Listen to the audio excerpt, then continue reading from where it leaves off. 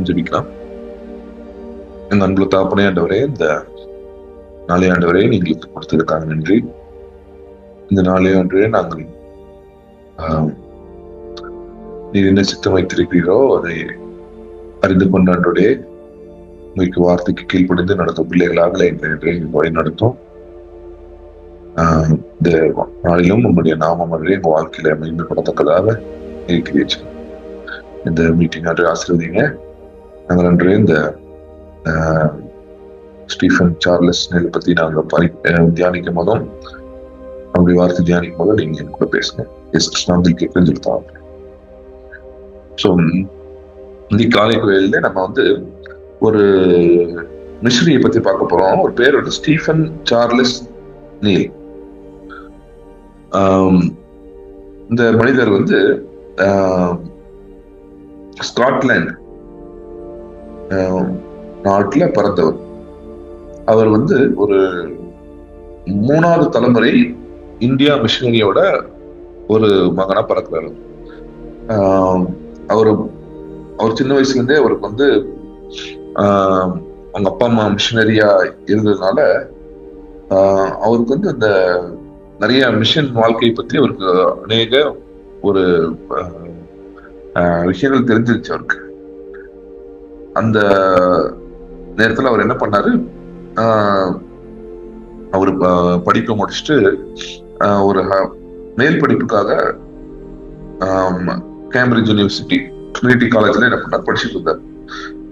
அந்த காலேஜ்ல வந்து தியாலஜி அப்படின்னா பைபிள் சம்பந்தப்பட்ட ஒரு படிப்பை படிச்சுட்டு இருந்த போது அப்பதான் அவர் வந்து என்ன பண்றாரு, இயேசு கிறிஸ்துவை ஏற்றுக்கொண்டார் சொந்த ரட்சகரா. அவர் சொந்த ரட்சகரை ஏற்றுக்கொண்ட பிறகு அவருக்கு வந்து எப்படியாவது ஊழியங்களை செய்ய வேண்டும். அதுவும் முக்கியமாக தென் பகுதியான தமிழ்நாட்டுல இந்தியா நாட்டுல என்ன பண்ணணும், ஊழியங்கள் செய்யணும்னு ஆசைப்பட்டார்.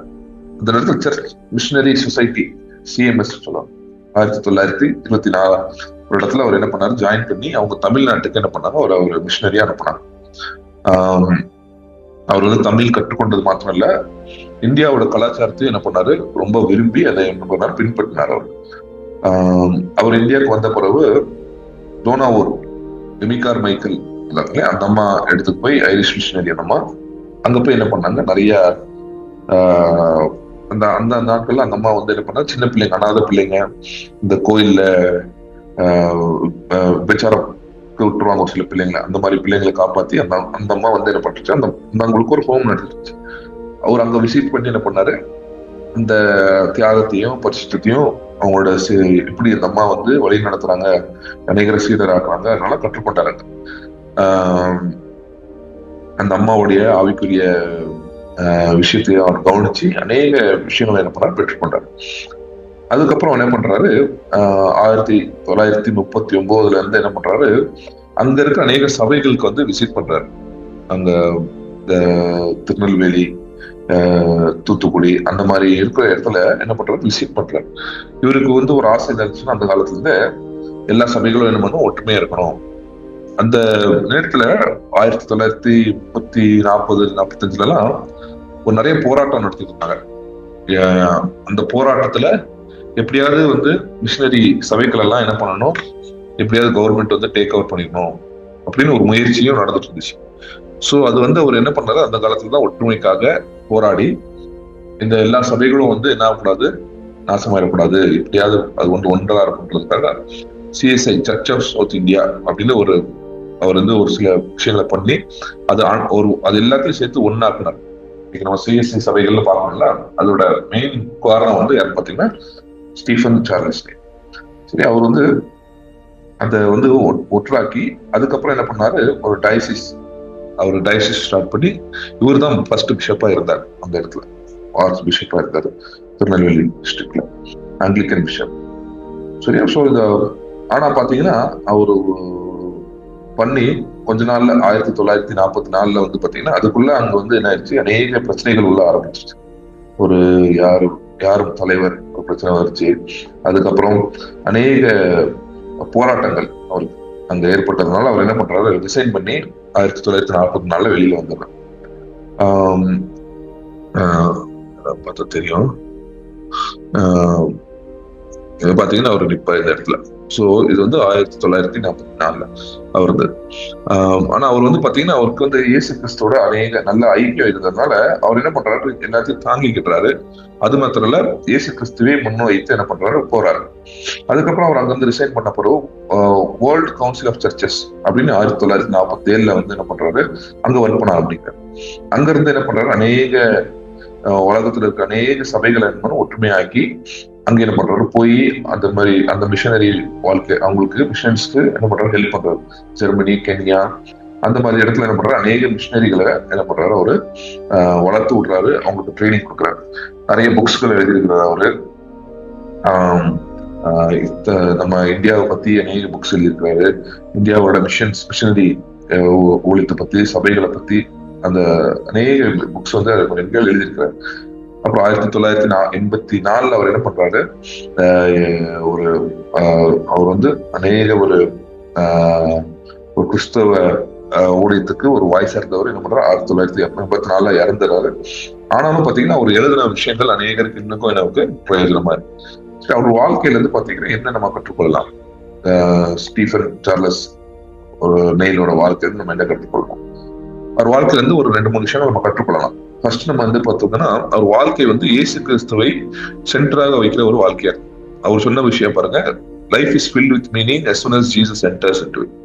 எப்போ இயேசு கிறிஸ்து ஒரு மனிதனோட வாழ்க்கைக்கு வராரோ அப்பதான் அவன் வாழ்க்கைக்கு ஒரு அர்த்தம் கிடைக்கிறது அப்படின்றாரு.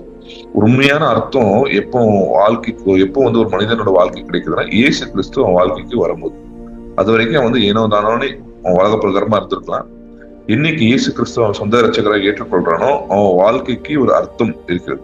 அவன் எதுக்காக பிறந்தான், எதுக்காக வாழணும், எதுக்காக அவன் மறிக்கணும், வாழ்க்கையில வந்து அவன் வந்து டெய்லி வந்து அவன் என்னென்ன அவன் வந்து உயிரோட இருக்கலாம்னா அவனுக்கு ஒரு அர்த்தத்தை கொடுக்கறது ஒரு பர்பஸ் சொல்லுவான்.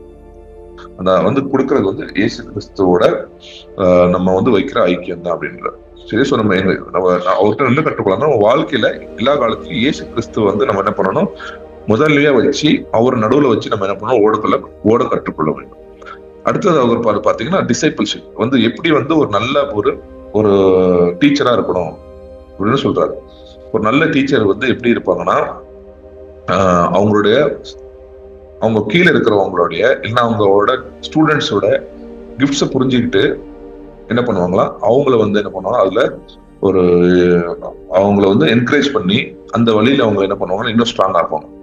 True leader makes the followers twice men they were before.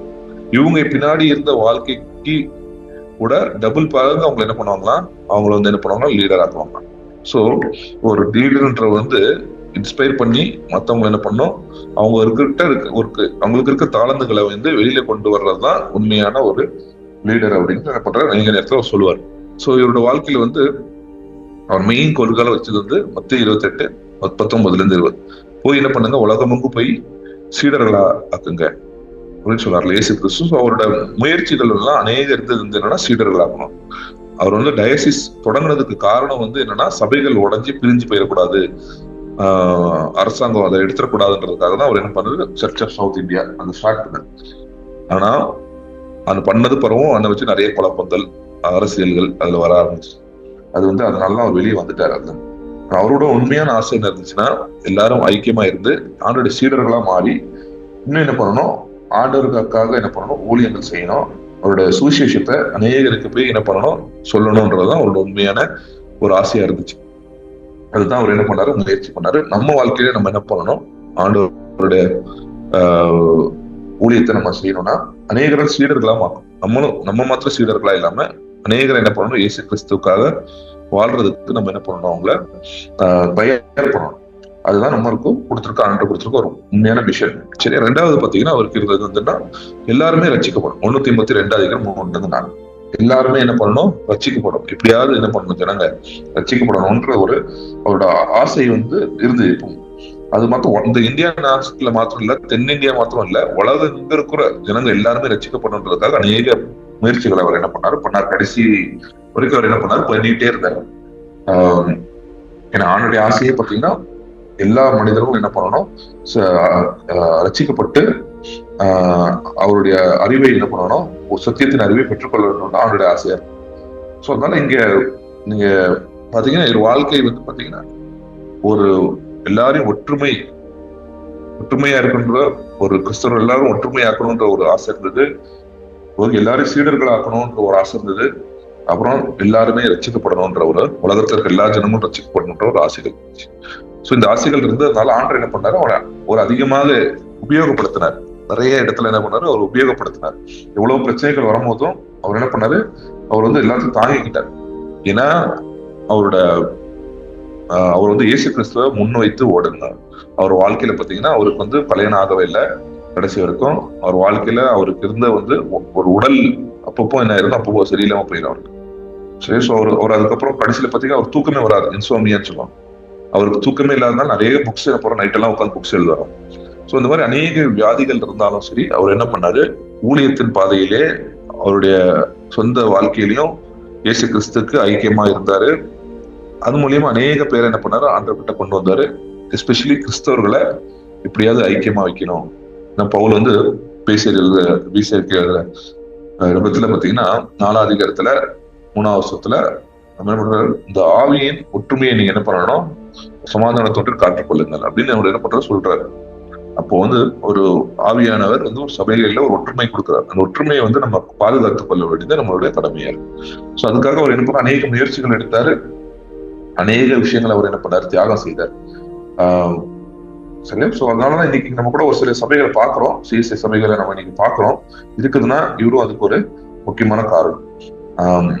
அதுல அது எப்படி இருக்குன்றது வந்து ரெண்டாவது, பட் அது இருக்கிறதுக்கே வந்து ஆண்டவர் வந்து கிரியை செய்திருக்கிறாரு. அது மூலியமாவும் ஒரு சிலர் ரசிக்கப்படுறாங்க. அதுவும் ஆண்டவர் செய்திருக்கிறீர்கள். சரியா, ஸோ அதனால நம்ம வந்து இது வாக்கு இன்னும் அநேக விஷயங்கள் கற்றுக்கொள்ளலாம். நேரம் இல்லாதனால நம்ம என்ன பண்ணலாம், இதை முடித்துக் கொள்ளலாம். ஜெபி. அன்புள்ள தகப்பனே, ஆண்டவரே, இந்த காலை வேளையிலையும் சார்லஸ் ஸ்டீஃபன் நீலோட வாழ்க்கையிலிருந்து அன்றே ஒரு சில விஷயங்களை கற்றுக்கொள்ள இங்கே கிருபை செய்தீர். நாங்கள் அன்றே ஒரு நல்ல ஓட்டத்தை ஓடத்தக்கதாக, ராஜ்யத்துக்கு அன்றே ஒரு சில பிள்ளைகளை ஆயத்தப்படுத்தத்தக்கதாக, அது மாத்திரம் அன்றே ஒரு ஒற்றுமையை காத்துக்கொண்டு அந்த ஒரு ஜனங்களை அன்ற சிப்புக்காக அன்றே ஒரு சில முயற்சிகளை எடுக்கத்தக்கதாக கிருபை செய்தீர். இந்த ஒரு மீட்டிங் அன்றே அட்டன் பண்ண ஒருத்தர் ஆசீர்வதிங்க, குடும்பத்தை ஆசீர்வதிங்க, நீங்க கூட இருங்க, உங்க பலப்படுத்துங்க. விசாசின் எல்லா கிரையிலிருந்து அன்றே பாதுகாத்து வழி நடத்துங்க. இயேசு கிறிஸ்து நாமத்தில் கேட்கிறது. ஆமென்.